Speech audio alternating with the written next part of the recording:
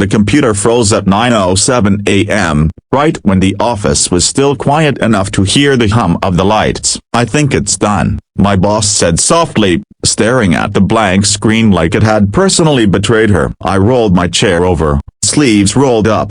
"Coffee still too hot to drink. Let me take a look." Her name was Claire. To everyone else, she was Miss Hartley. Sharp suits, precise emails, never late, never loud. To me, she was just my boss, the woman who signed my paychecks and thanked me exactly once a year at performance review time. I restarted the system. The desktop flickered back to life, and then I saw the photo. It wasn't the kind of picture you expect on a corporate laptop.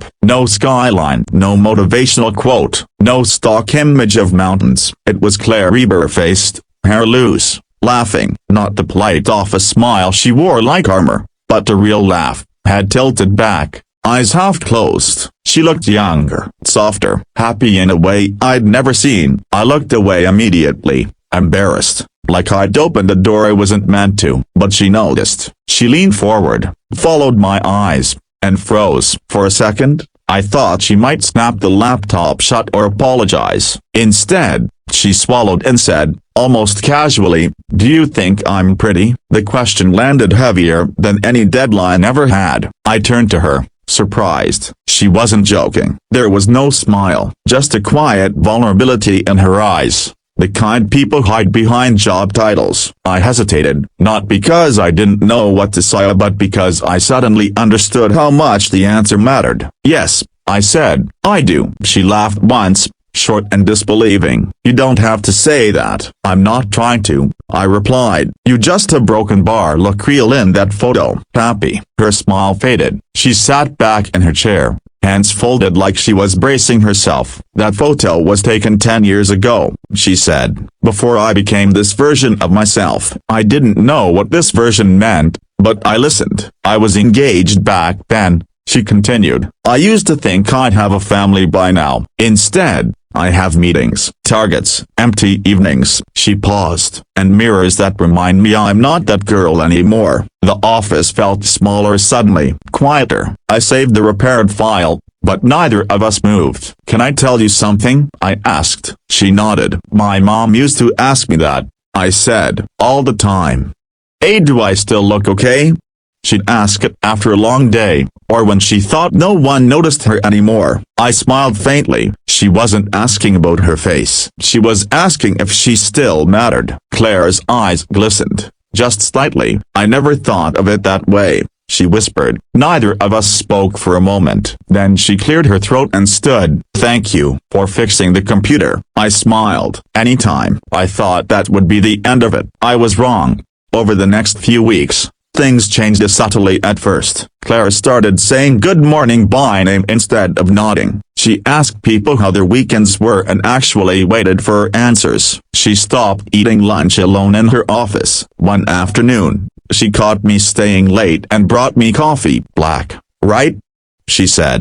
I blinked. "Yeah, I noticed," she replied simply. Then came the twist I never saw coming. One Friday, she asked me to step into her office. My stomach dropped. In offices, that's never a good sign. She handed me a small envelope. "I'm not firing you," she said quickly, smiling. "Relax." Inside was a note, handwritten. "Thank you for reminding me that kindness isn't weakness. I needed that more than you know." I looked up. "Claire, I didn't." "I know," she said. "That's the point." She took a breath. "I've spent years proving myself, being unbreakable, but somewhere along the way, I forgot how to be human." She met my eyes.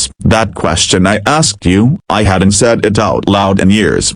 Something in her voice cracked, and not dramatically, just honestly. "That day," she continued, "I went home and deleted every mirror insult I'd been telling myself, and I changed my wallpaper." She turned her laptop toward me. It was a new photo, a recent this time. Claire. Older. Yes, lines at the edges of her smile, but confident, peaceful, sitting in the same spot as the old picture, smiling just as genuinely. I realized, she said, pretty isn't about time, it's about being seen. I felt a lump in my throat I hadn't expected.